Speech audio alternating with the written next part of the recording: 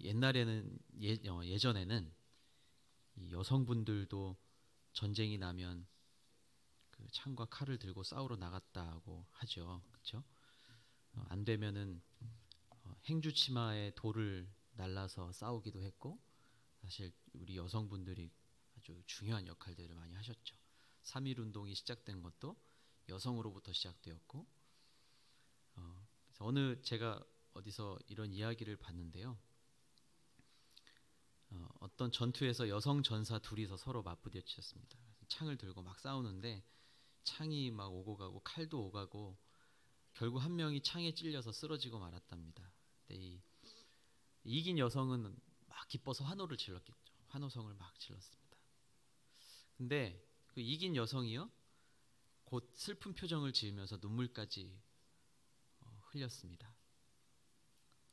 왜 그런가 봤더니 이 상대의 몸을 관통한 창이 뒤에 있던 꽃마저 찔러서 그 꽃이 꺾여버린 것을 발견했기 때문이라고 해요.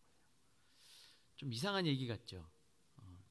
우리 싸우다가 뭐 상대를 죽여야 하는 게 어떻게 보면 전쟁이잖아요. 근데 상대를 죽이고 기뻐하면서도 그 뒤에 꺾여진 꽃을 보면서 눈물 흘리는 이 사람의 마음. 좀 이상한 얘기 같지만 사람에게는 다 이런 마음들이 있다라는 거예요. 선한 마음도 있고 악한 마음도 있고, 저도 마찬가지예요.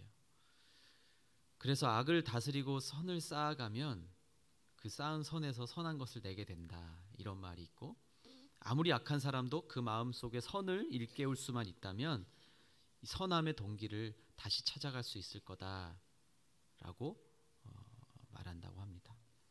뭐 그래서 어떻게 보면 우리가 죄를 짓고 이렇게 수감 생활하면서도 교정이라고 하죠. 교정의 과정이라고 하잖아요. 그래서 그 사람이 다시 착하게 살 수 있도록 도와주는 것이 이 사법제도인 것이고, 그런 거죠. 이 교회를 생각하면서 제가 말씀을 준비하면서 교회는 과연 어떠해야 할까? 교회는 어떠해야 할까? 이런 선과 악을 그냥 단지 이렇게 구분해내는 것만으로 만족할 수 있을까? 우리는 분명히 세상과는 달라야 한다라고 말합니다. 그렇죠, 여러분? 교회는 세상과 달라야 한다, 이렇게 말하고 있잖아요. 다 동의하시죠? 그리고 또 다르기를 원해요. 나는 예수 믿는 사람이기 때문에 세상과는 달라야 해, 이렇게 스스로 말을 합니다. 그러면서도 우리 마음속에 때로는 이런 부딪힘들이 생기는 거예요. 이랬다가 또 이랬다가, 선한 마음이 있다가 또 악한 마음이 있다가. 그래서 오늘 말씀을 통해서 예수 그리스도를 믿는 우리 안에는 이런 선과 악의 기준을 넘어서는 우리 안에는 어떤 원리와 삶의 기준이 있지 않을까? 그게 뭘까? 오늘 이 빌립보서 말씀을 통해서 그것을 한번 명확하게 살펴보고 또 우리 스스로를 점검해 볼 수 있는 시간이 되기를 바랍니다. 제가 말씀을 묵상하면서도 깊이 묵상하면 묵상할수록 조금 혼란한 마음이 생기는 거예요. 교회는 이래야 하는데, 그렇지, 교회가 하나 되는 것은 원리가, 이런 원리가 있지. 그런데 제 마음속에도 여전히 그 원리와는 관계없는 이 선과 악까지는 아니더라도 옳고 그름을 막 내가 판단하고 있는 제 모습이 있다라는 거예요. 그런데 오늘 여러분, 오늘 막 이 시간만큼은 그런 마음을 좀 내려놓고 진짜 교회가 하나 되는 원리가 무엇일까? 그리고 하나님께서 우리에게 원하시는 그 하나됨의 원리를 따라가는 삶의 모습이 어떤 건가? 라는 것을 우리가 다시 한번 새롭게 고백하고 또 명확하게 한번 기억해 봤으면 좋겠습니다. 지난주에 제가 나눴던 말씀 기억나시나요? 1장 말씀 나눴는데 오늘은 2장이고요.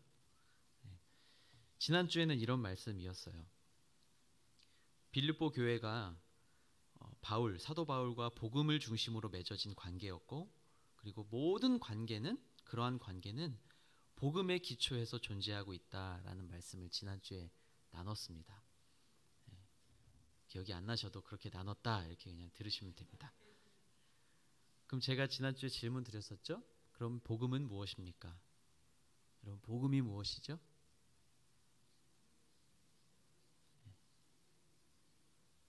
아직도 예수님부터 나오는 분이 있고 뭐 이렇게 십자가부터 나오는 분이 있고 그런데, 자, 복음은 하나님께서 말씀을 통해 구약을 통해서 약속하신 하나님의 아들 예수 그리스도를 다윗의 혈통에서 나게 하시고 죄인된 백성 우리를 구원하기 위해 십자가에 못 박혀 죽게 하시고 다시 살리심으로 그 예수님, 다시 살아나신 예수님, 그 예수님을 믿는 모든 사람에게 구원을 주신다라는 소식이 복음입니다. 그렇죠? 그 복음을 알고 전하는 것이 교회의 기초이다라는 말씀을 지난주에 나눴습니다. 자, 우리 교회는 무엇이 기초라고요? 복음이 기초예요. 복음이 기초. 멋진 건물이 기초가 아니고요. 복음이 기초예요. 누구도 동의하지 않을 수가 없고 이거는 성경이 말씀이 진리예요. 자, 그러면 복음이 기초인데 그러면 그 위에 쌓아져 가는 교회의 기둥은 뭐고 그 교회 안에 있는 구성원들의 모습은 어떠해야 하는가가 오늘 말씀이에요. 첫 번째 하나 되는 교회의 원리 한번 나눴으면 좋겠습니다. 첫 번째 하나 되는 교회의 원리 자막을 통해서 제가 오늘 자막을 한번 잘 보시면서 쓰실 분들은 쓰셔가면서 그리고 빌립보서 공부하셨던 분들은 복습하는 마음으로 한번 같이 나누면 좋겠습니다. 자, 하나 되는 교회의 원리예요. 자, 첫 번째는 오늘 말씀 1절에 나오는 1절 말씀을 다 같이 한번 먼저 읽어볼까요? 1절 말씀. 자, 시작. 그러므로 그리스도 안에 무슨 격려나 사랑의 무슨 위로나 성령의 무슨 교제나 무슨 자비와 긍휼이 있거든. 자, 첫 번째 하나 되는 교회의 원리는 그리스도 안에 격려입니다. 그리스도 안에 격려. 자, 그리스도 하나 됨에서 오는 권면이에요. 다른 말로. 이 말씀은 바꿔서 말하면 우리가 말씀을 통해서 서로 격려하고 교훈하고 책망하는 것. 무엇을 통해서요? 말씀을 통해서. 그리스도 안에서. 자, 우리가 쉽게 범할 수 있는 오류예요. 교회 안에서. 우리가 그리스도 안에서 나와 내 옆에 있는 사람이 우리 성도님들이 한 몸이라는 생각과 말씀으로 권면하지 못하고 내 생각과 나의 판단, 나의 지식으로 권면하게 되면 그건 상처가 되는 거예요. 신앙생활을 오래 하신 분들은 아마 많이 경험해 보셨을 거예요. 때로는 목사님의 말씀도 그렇지. 내가 저 말씀을 맞아. 이 말씀을 따라서 살아야지 라고 생각이 될 때가 있고 어떨 때는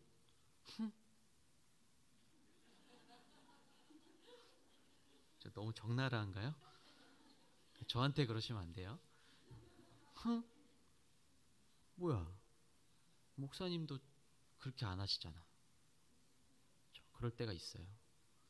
제가 다 가졌던 마음이라서 제가 말할 수 있는 거예요. 제가 20대 때 뭐야? 그렇게 말씀하실 거면 정말 그렇게 사셔야지. 제 안에 있는 고민이자 지금 저의 고백이기도 해요. 말씀을 묵상하면 그대로 살아야 되잖아요. 그래야지 제가 말씀으로 여러분들을 권면하고 여러분들 축복하고 할 수 있는 건데. 그리스도 안에 격려라는 단어. 왜 그리스도 안에라는 말을 썼을까? 사도 바울이. 빌립보서 우리 서신서에 보면 이 표현이 많이 나오죠? 공부하신 분들은 아실 거예요. 엔 크리스토라는 표현. 그리스도 안에. 왜 그리스도 안에라는 걸 그렇게 강조했을까? 자칫 잘못하면 그리스도 밖에서 권면할 수 있기 때문에 그래요. 그건 다 상처예요. 다 상처. 목사님에게도 상처받을 수 있는 거예요. 그래서 중요한 거예요. 그리스도 안에. 제가 오늘 말씀을 묵상하면서도 그래, 내가 그리스도 안에 있지 않으면 아무리 좋은 말씀을 나눠도 그건 때로는 성도님들의 마음속에 상처가 되고, 이렇게 나 이렇게 살지 못하니까 나한테 날 표적으로 삼아서 날 공격하시는 건가? 이렇게 받는 거예요. 여러분 그런 적 있으시죠? 저도 그런 적 많아요. 뭐야, 내가 저번에 이렇게 말하니까 목사님이 말씀을 가지고 나한테 이렇게 말씀하시네? 이렇게 말씀을 받게 되는 거예요.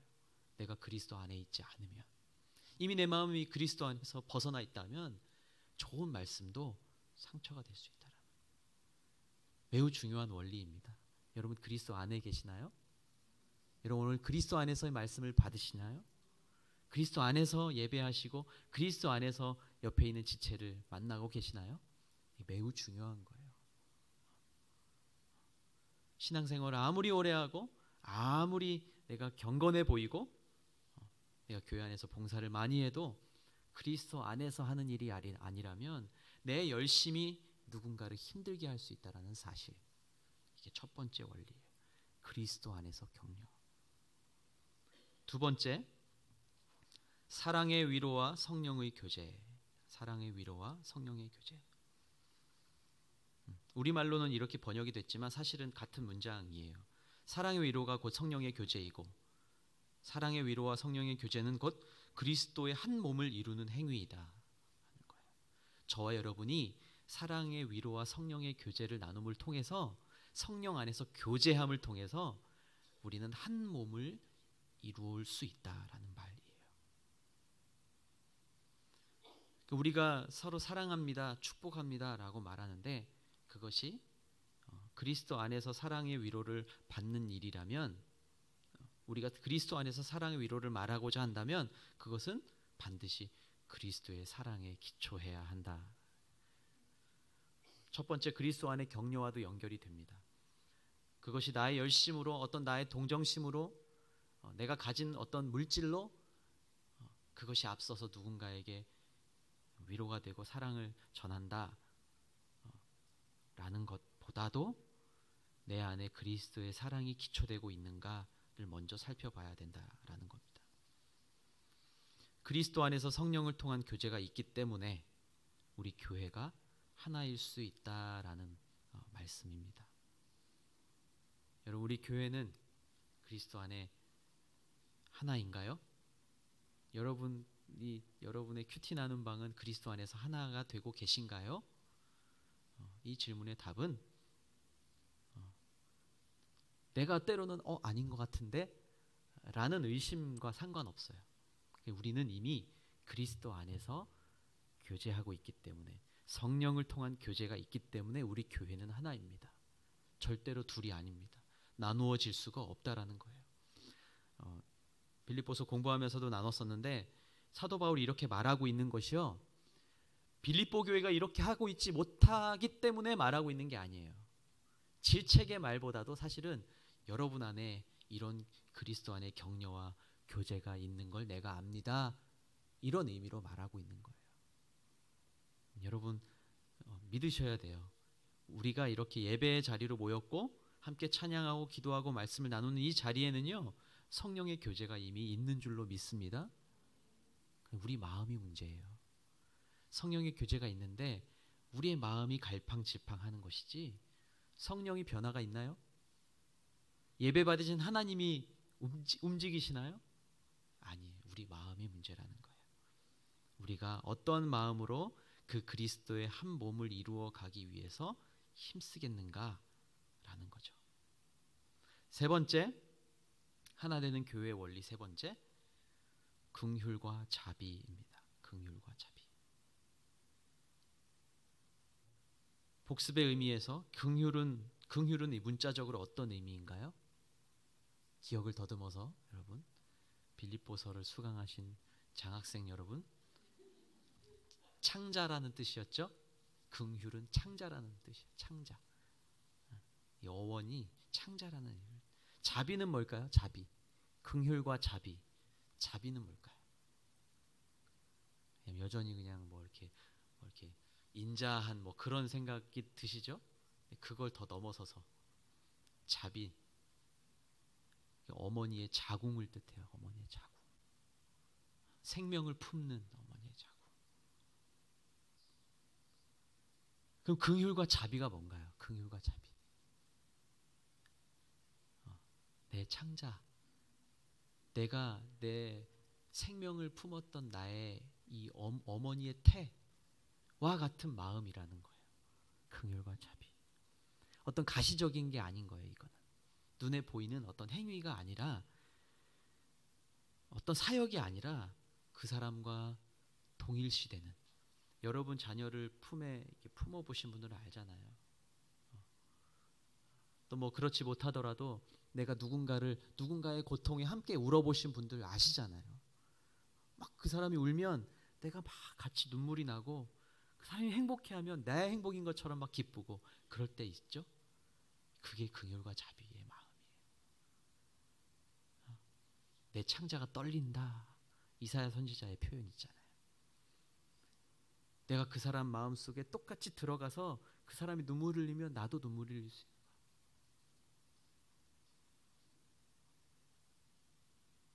병원에서 또 아파하고 있는 성도님들을 만나면 저는 늘, 제가 전에도 고백했지만 저의 기도의 제목은 한 가지예요. 저 아픔이 내 자녀의 아픔처럼 또 나의 아픔처럼 그것이 동일하게 다가와서 주님의 마음으로 내가 기도할 수 있게끔 해주십시오. 분주한 일상에 있지만 내가 우리 성도님들이 어떤 아픔의 소식을 들었을 땐 제 안에 똑같이 이런 긍휼과 자비의 마음이 있을 수 있도록 도와주십시오 라는 것이 저의 기도의 제목이에요. 그렇지 않으면 다 사실은 행위에 불과하고 사역에 불과한 것이죠. 물론 정말 예수님처럼 그렇게 할 수 있다면 얼마나 좋겠습니까? 우리는 계속해서 예수님을 닮아가고자 노력해야 된다라는 말씀입니다. 빌립보 안에 이러한 조건들이 갖추어져 있는 것을 지금 사도 바울이 이야기해주고 있는 거예요. 여러분 안에 이런 마음, 이런 모습이 있는 거 여러분들도 아시죠? 다시 알려주면서 이런 모습을, 이런 마음을 그럼 어떻게 삶의 태도로 나타내야 되는가를 말씀을 통해서 이야기해주고 있습니다. 그게 2절부터 4절까지 말씀이에요. 자, 2절에서 4절을 같이 한번 읽어보겠습니다. 시작. 같은 생각을 품고 같은 사랑을 나타내며 한 마음으로 같은 것을 생각함으로 내 기쁨을 충만하게 하십시오. 무엇을 하든지 이기심이나 허영으로 하지 말고 서로 겸손한 마음으로 다른 사람들을 자기보다 낮게 여기십시오. 여러분은 각자 자기 자신의 일을 돌아볼 뿐더러 다른 사람의 일도 돌아보십시오. 아멘. 자, 두 번째입니다. 하나 되게 하는 삶의 태도가 무엇일까? 하나 되게 하는 삶의 태도가 무엇일까? 자, 첫 번째 그 세 가지는 하나 되는 교회의 원리였어요. 그렇다면 이제 네 가지로 볼 텐데, 하나 되게 하는 그럼 삶의 태도는 어떤 태도냐라는 거죠. 첫 번째, 같은 생각, 같은 사랑입니다. 같은 생각, 같은 사랑. 하나님이 우리를 향해서 확증해 주신 그 사랑을 함께 고백하는 거예요. 그게 같은 생각을 갖는 거예요. 예배 드릴 때 내 옆에 있는 분은 다른 고백을 하고 다른 사랑을 얘기하고 나는 또 다른 사랑을 얘기한다면 그건 하나 될 수 없는 거죠. 하나님께서 우리 예배의 목적이 뭔가요? 하나님께서 우리를 사랑하시고 우리를 구원해 주셨고 우리를 통해서 지금도 일해 가시는 그 하나님을 바라보면서 그 하나님을 찬양하고 그 이름을 높여드리는 것이 예배인데, 그러면 같은 예배의 자리에 나온 우리는 어떤 마음을, 어떤 생각을 하는 것인가? 그 사랑을, 우리를 향해서 그 사랑을 확증해 주신 그 내용을 함께 고백하는 거예요. 그리고 나아가서 함께 증거해야 한다라는 의미예요. 그러면 그 안에 있는 내용은 무엇이어야 될까요? 아까 처음에 말씀드렸던 복음이에요. 복음. 예수 그리스도의 십자가. 그게 아니고 다른 것이 되어서는 안 된다라는 말이에요. 같은 생각, 같은 사랑. 여러분의 다른 사랑이 혹시 있으세요? 다른 생각이 있으세요? 그렇죠? 않죠? 우리 모두는 다 예수 그리스도의 십자가, 그것을 통해서 우리가 사랑하고 고백하게 되는다라는 거죠. 세상적인 가치와 생각이 일치되는 의미가 아니라 어떠한 정치적인 이슈나 이데올로기의 타결을 말하는 것이 아니라 전인격적인 일치와 십자가 사랑의 방식으로 품어주는 희생을 말하는 것이죠. 어떤 우리의 생각은 다 다르잖아요. 그렇죠? 같은 시간에도 우린 다른 생각을 할 수가 있어요. 그러나 우리 교회가 하나 되게 하는 삶의 태도는 우리 세상의 여러 가지 가치와 자녀 양육의 방식도 조금씩 다 다르잖아요. 여러분, 그리고 여러분이 가지고 있는 정치적인 성향도 조금씩 다르시죠? 다 달라요. 나는 조금 이런 생각을 갖고 있는데 나는 좀 이런 생각을 갖고 있어. 그걸 말하는 것이 아니에요. 세상적인 가치와 생각이 일치되는 것이 아니고 우리가 예수 그리스도의 십자가 안에서 우리의 전 인격이 하나가 되는 것, 그리고 십자가의 방식으로 서로를 품어주고 희생하는 것, 그것이 같은 생각, 같은 사랑이다라는 거예요. 두 번째, 하나 되게 하는 삶의 태도 두 번째, 이기심이나 허영을 따르지 않는 복음 중심의 삶. 여러분, 허영은 뭘까요? 허영. 말 그대로 공허하거나 잘못된 생각이에요. 다른 말로 좀 풀어보면 교만과 자만에 빠져서 자기만 옳다고 주장하는 당파를 만드는 이기적인 신앙을 경고한 거죠. 허영심, 이기심. 더 쉽게 말하면 이런 것 같아요. 들어보면 그럴듯해요. 우리가 대화를 나눌 때 교회 안에서 어떤 사역에 대해서 이야기할 때나 들어보면 그럴듯해요. 너무 화려하고 어떤 분들은 말씀도 되게 잘하시는 분들, 들어보면 그럴듯한데 정작 그렇게 앞장서서 본이 되거나 섬기지는 않아요. 그리고 이루어진 것을 보면서 자기의 의와 영광으로 취해서 도취돼서 기뻐하는, 만족하는 이 세속적인 야망과 우월감입니다. 들어보면 그럴듯해요. 들어보면 이렇게 해야 돼, 이렇게 살아야 돼, 저렇게 해야 돼. 들어보면 그럴듯한데 정작 그렇게 앞장서서 본이 되거나 섬기지는 않는다라는 거예요. 그리고 다 이루어진 것을 보면 또 자기의 의로 삼는 거예요. 자기 영광으로 삼는 거예요. 이것이 이기심과 허영을 따르는 거예요. 그런데 우리는 복음 중심의 삶이 되어야 된다. 앞에서 말했듯이 복음 중심의 삶은 어떤 삶인가? 십자가의 방식을 따르는 삶. 희생하는 거예요. 내가 해도 내가 한 것처럼 하지 않는 거예요. 내가 신앙생활을 더 오래 해서 내가 생각하는 방법이 맞는 것 같아서 끝까지 주장하고 싶지만 끝까지 주장하지 않는 거예요.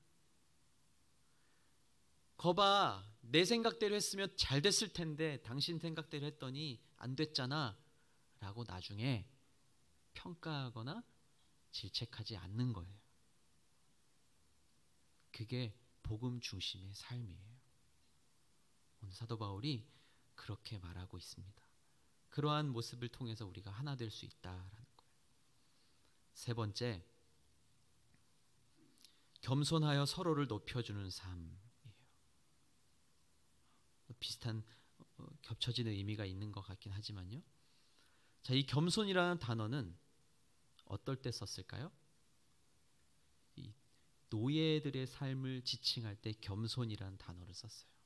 자, 왜 이런 단어를 쓰면서까지 사도 바울이 이것이 매우 중요한 신앙적 태도다 이렇게 말했을까요? 되게 부정하고 천한 개념인데, 여러분 겸손하십시오 이 말이 이 당시에는 노예처럼 사십시오 이런 말이었어요. 여러분 노예처럼 살고 싶으세요? 싫으시죠? 노예처럼 사세요 이런 말이에요. 노예들의 그 삶을 표현할 때 그 주인에게 그냥 무조건 복종하는 그런 모습을 겸손이라는 표현을 썼던 거예요. 부정적이고 천한 개념이었어요. 근데 왜 이런 표현을 썼을까요? 이게 진짜 공동체적 가치라는 거예요. 자신을 낮추고 비우고 자기를 절제함으로써 이루는 진짜 공동체의 가치. 이거는 그냥 어떤 이상적인 말이 아닌 거예요. 사도 바울이 왜 이런 단어를 썼을까? 여러분을 낮추십시오. 좀 이렇게 서로 좀 존중하십시오. 이게 어떤 그냥 이상적인 말이 아니라요. 진짜 노예처럼 살라라는 거예요. 노예처럼 고개를 조아리고 노예처럼 나를 바닥까지 낮추고, 그게 앞에서 나오는 십자가의 방식과 동일한 방식이죠. 우리는 여기까지 생각 못하는 게 사실이에요. 저도 마찬가지. 우리가 겸손하세요, 겸손한 삶을 삽시다 라고 말할 때 누가 여기까지 생각하겠어요? 그럼 내가 노예가 되는 건가? 불편해요. 그러나 그 방법이 십자가의 방법이라는 거예요. 저에게도 끊임없는 어려움, 저에게도 끊임없는 씨름이 필요한 일이에요. 내가 노예가 차지라고 무조건 그냥 예스 해야 된다고? 너무 어려운 일이에요.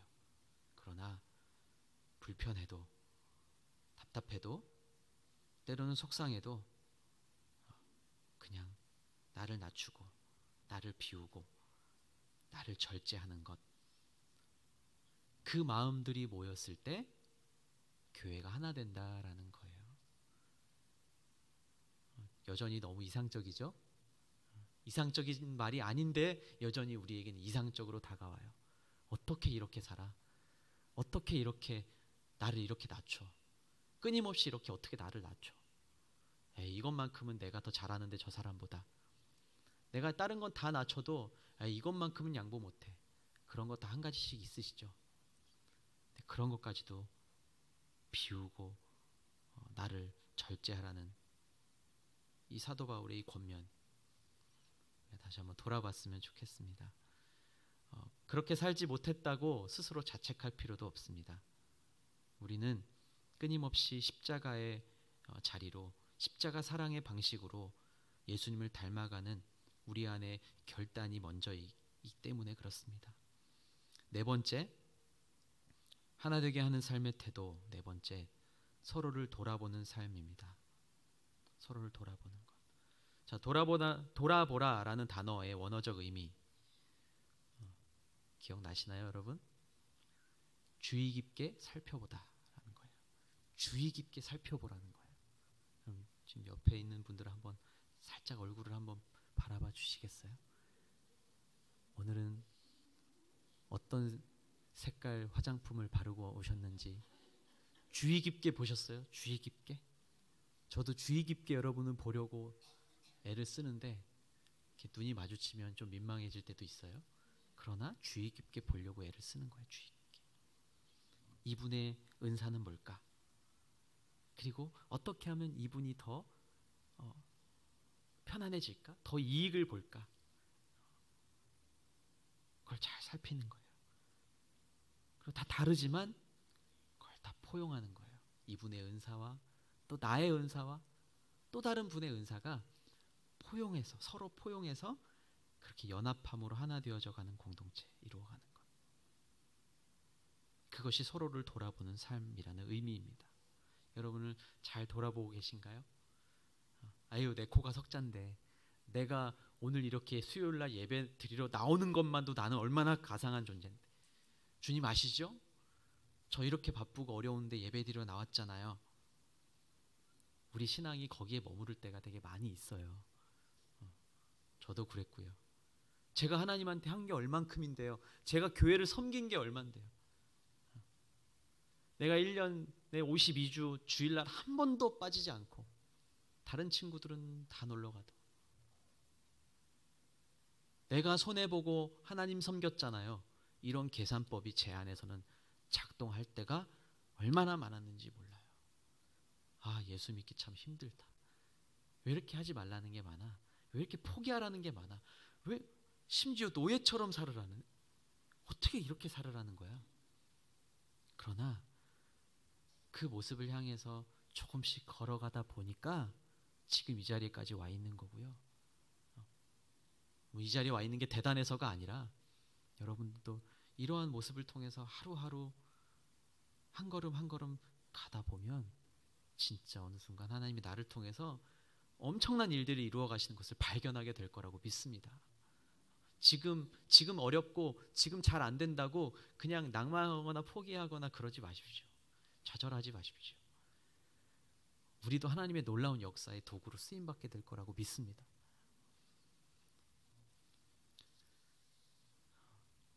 나보다 다른 사람들을 먼저 생각하는 신앙의 철학, 그런 마음을 가지고 서로를 돌아보고 격려하고 사랑할 때 교회가 참된 연합과 일치를 이룰 수 있다라고 믿습니다. 세 번째 큰 주제, 자, 첫 번째는 하나 되는 교회의 원리였고요. 두 번째는 하나 되게 하는 삶의 태도였고요.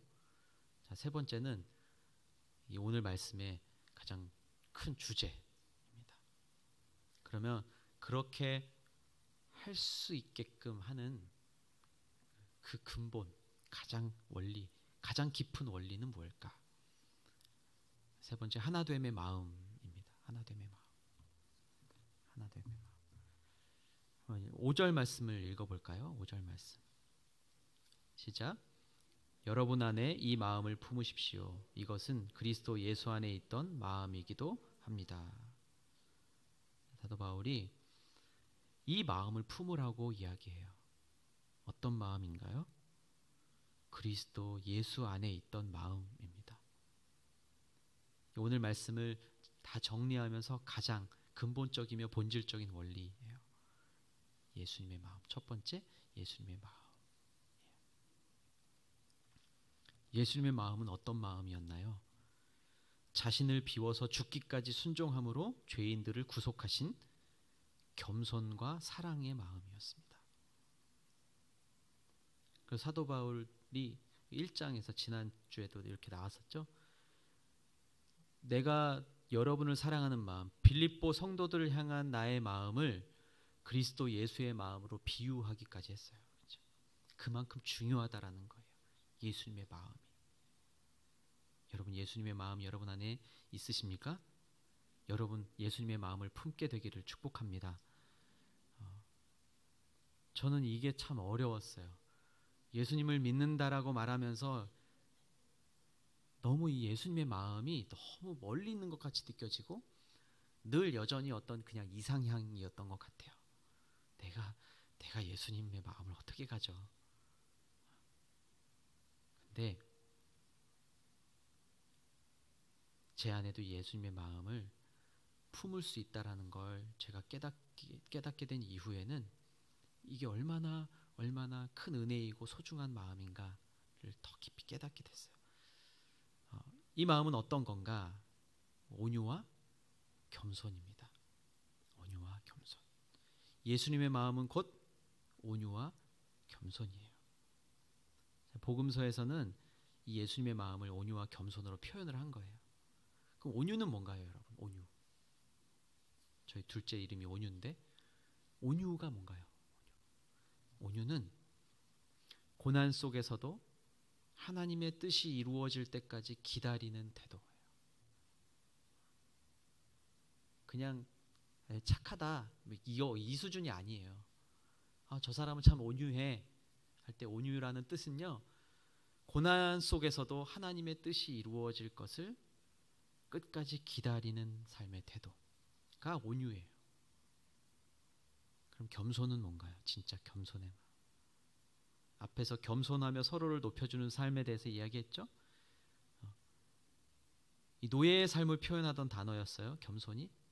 그 예수님 마음의 겸손이라고 표현된 이 겸손은 뭘까요? 이 노예의 삶을 넘어서서 겸손은요, 하나님은 나의 창조주이십니다. 나의 통치자이십니다. 나는 그의 피조물입니다. 라고 고백하는 마음이에요. 그런 마음이 없으면, 그 마음이 없으면 어떻게 나를 낮추고 나를 비우겠어요? 어떻게 노예와 같이 나를 낮추겠어요? 그게 겸손입니다. 하나님이 나의 창조주이십니다. 내 주인이 하나님이십니다. 내 인생의 주인이 통치자가 하나님이십니다. 역사의 주관자가 하나님이십니다. 라는 고백을 날마다 하는 것이 겸손이다 라는 거예요. 그 온유와 겸손, 그 예수님의 마음, 그 마음을 본받는 삶이 복음에 합당하게 살아가는 삶이다 라는 것이죠. 사랑하는 성도 여러분, 여러분은 교회를 하나 되게 하는 마음으로 살고 계신가요? 아니면 나 때문에 때로는 교회 안에 금이 가게끔 하는 그런 모습도 내 안에 있나요? 제가 이 말씀을 볼 때마다 막 부끄러워지는 게 많이 있어요. 부끄러워지는 게. 제가 말씀드렸었죠. 제가 얼마나 교회 안에서 혈기를 부리면서 20대를 보내왔는지. 마치 내가 하나님이냐, 마치 나의 지식과 나의 그 얄팍한 경험이 진리인 양 살았던 저의 모습을 보게 돼요. 지금도 그때를 생각하면 부끄러워요. 내가 왜 그랬을까? 얼굴이 뻘개져요. 그때 나를 그 어른들이, 그 목사님이 그때 나의 20대 때 저의 모습을 보면서 어땠을까? 쟤는 다 좋은데 그냥. 여러분, 교회는요 복음이 기초여야 합니다. 그리고 교회의 기둥은요 그리스도의 사랑이어야 된다고 생각합니다. 우리가 정말 믿음 좋다, 열심이다, 그렇게 말을 듣고 그런 평가도 받고 그렇게 살아가고 계시더라도 이 그리스도의 사랑이 우선되지 않으면 아무런 의미가 없습니다. 결국 내 의예요. 내 의. 내 의로 내 직분 받고, 내 의로 목사되고, 내 의로 교회 헌금하고, 그리스도의 사랑이 없으면 기둥이 무너지는 것과 똑같아요. 산을 옮길 만한 믿음이 있어도, 그리고 불사르게 내어주는 열심이 있어도 사랑이 없으면 아무것도 아니다.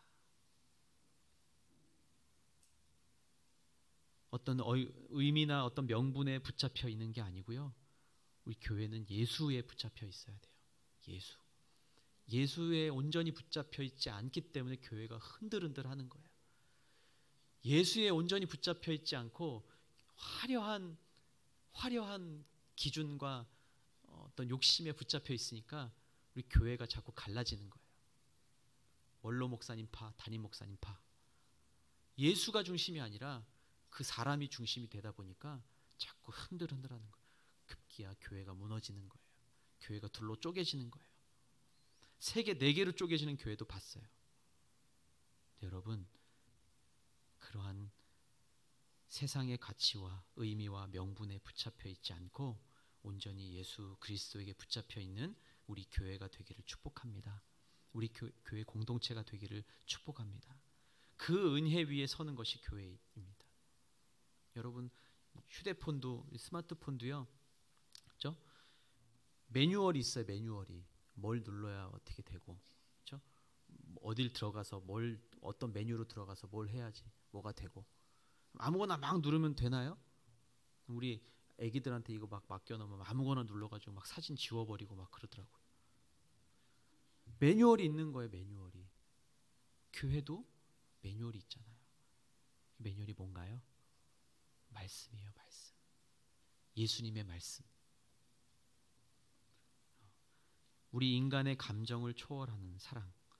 그리고 교회의 하나됨의 근거는 예수 그리스도의 사랑입니다.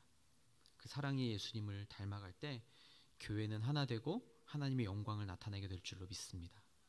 저와 여러분 한 분 한 분이 귀한 교회인 동시에 또한 교회를 이루어 나가는 건강한 지체로 자라가기를 주님의 이름으로 축원합니다. 함께 기도하겠습니다. 함께 기도할 때 여러분 말씀을 통해서 알려주신 원리대로 하나 되는 교회를 이루어가게 하여 주시옵소서. 나 하나쯤이야 라는 생각 안 됩니다. 내가 교회예요. 내가 교회. 내가 성전이고 또한 내가 아름다운 교회를 이루어가는 지체입니다. 우리가 말씀을 통해서 오늘 우리가 고백한 대로 예수님의 마음, 온유와 겸손을 가지고 또 그리스도 안에 격려하고 서로 성령의 교제를 이루어가고 같은 생각을 가지고 이기심이나 허영을 따르지 않고 오직 복음 중심의 삶, 내가 그렇게 복음 중심의 삶을 살아갈 때 우리 교회가 건강해지고 온전히 쓰게 될 줄로 믿습니다.